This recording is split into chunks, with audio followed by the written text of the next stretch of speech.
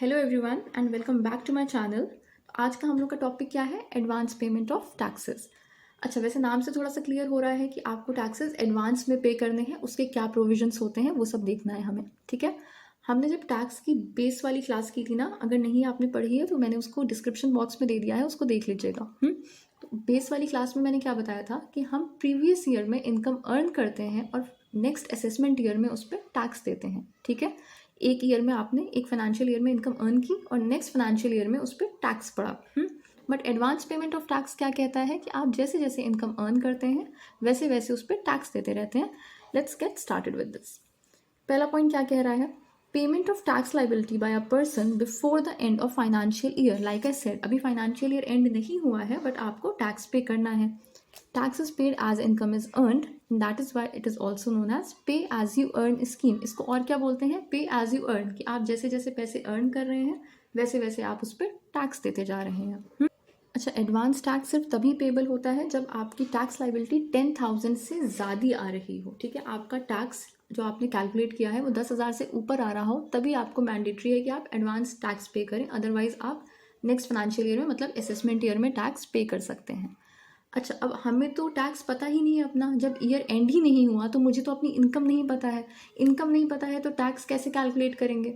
इसीलिए हम इसे एक एस्टिमेशन के तौर पे निकालते हैं। ठीक है, अगर मेरी फिक्स्ड सैलरी इनकम है तो मुझे आइडिया होगा ना कि मेरी एनुअल इनकम कितनी होगी, तो मैं उस पर अपना एक टेंटेटिव टैक्स कैलकुलेट करके रखूंगी। And if my tax is coming more than 10,000 तो आई हैव टू पे द एडवांस टैक्स। ठीक है, अगर मेरा कोई बिजनेस भी है तो मेरा जो एवरेज मंथली प्रॉफिट्स हो रहे हैं ना, उसके अकॉर्डिंग मैं जज कर सकती हूँ, थोड़ा बहुत एस्टिमेट कर सकती हूँ कि मेरी एनुअल इनकम क्या होगी।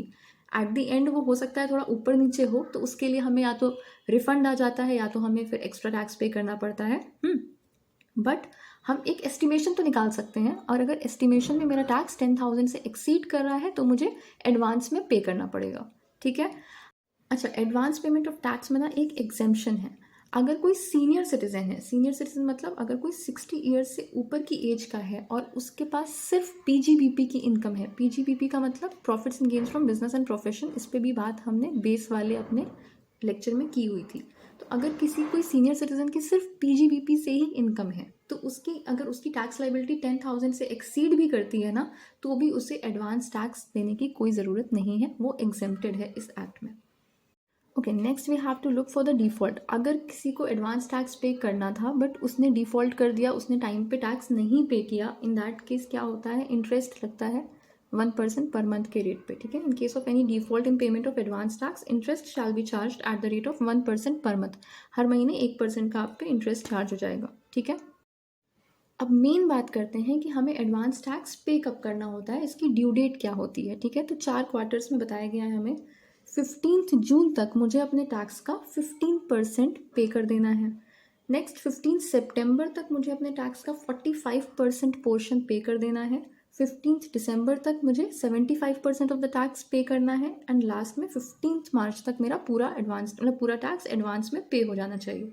ठीक है, इसके लिए एग्जाम्पल देख लेते हैं। जैसे मान लीजिए मैंने कैलकुलेट किया अपना टेंटेटिव टैक्स और मेरा टैक्स आ रहा था 1 लाख का। सपोज 1 लाख का टैक्स आ रहा था। ठीक है, तो मुझे 15 जून तक 15% का टैक्स देना है। 1 लाख का 15% कितना? 15,000। ठीक है, तो मैं 15 जून तक 15,000 रुपीज़ पे कर दूंगी। नेक्स्ट 15 सितंबर तक मुझे टैक्स का 45% पे करना है। 45% में मैंने 15% ऑलरेडी पे कर दिया है, मतलब मुझे अब कितना पे करना है? सिर्फ 30%। दैट इज़ 1 लाख का 30% कितना हो गया? 30,000।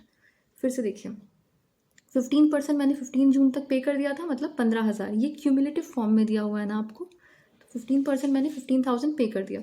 नेक्स्ट बोल रहा है 15 सितंबर तक आपको 45% टैक्स पे करना है। तो 1 लाख का आप 45% निकाल लेंगे तो 45,000 आएगा। अब 45,000 में मैंने 15,000 तो ऑलरेडी पे कर दिया है ना, तो अब बचा कितना? 30,000। तो 30,000 में पे कर दूंगी। नेक्स्ट 15 दिसंबर तक मुझे 75% पे करना है। 75% में मैंने 45% तो पे कर दिया है, तो अब कितना बचा? फिर से 30%। ठीक है, तो मैं फिर से 30% पे करूँगी।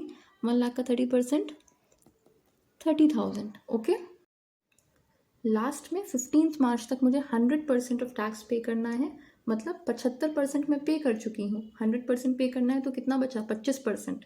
1 लाख का 25% कितना? 25,000। अब अगर आप ये चारों फिगर्स ऐड करेंगे तो आपका ये 1 लाख फिगर कंप्लीट हो जाएगा। एक बार फिर से देखते हैं इसे। तो हमने एडवांस टैक्स की लाइबिलिटी कितनी अज्यूम की थी? 1 लाख। 15 जून तक मुझे 1 लाख का 15% पे करना है, विच इज़ 15,000 पे कर दिया, ठीक है। फिर 15 सितंबर तक मुझे 1 लाख का कितना 45% पे करना है। 45% में से 15% मैं ऑलरेडी पे कर चुकी हूँ, तो अब कितना पे करना है? 45 माइनस 15 दैट इज़ 30%। तो 1 लाख का 30% कितना? 30,000। तो 15 सितंबर को मैं कितना पे करूँगी? 30,000। फिर 15 दिसंबर को मुझे 75% पे करना है, 1 लाख का 75%। अब 1 लाख में से 45% मैं ऑलरेडी पे कर चुकी हूँ, पे 75% करना है। 75 माइनस 45 कितना? 30% अगेन। 1 लाख का 30% कितना आया? फिर से 30,000। तो 15 दिसंबर तक फिर से मुझे 30,000 पे करना है।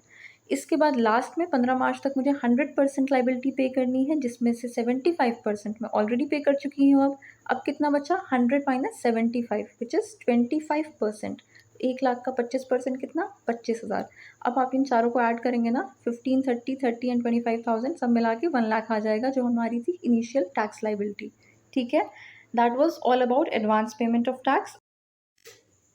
अगर आपको इस पूरे टॉपिक में कोई डाउट हो तो प्लीज़ कमेंट करके बताइएगा, और अगर वीडियो अच्छी लगी हो तो please give it a thumbs up and subscribe to my channel. Thank you.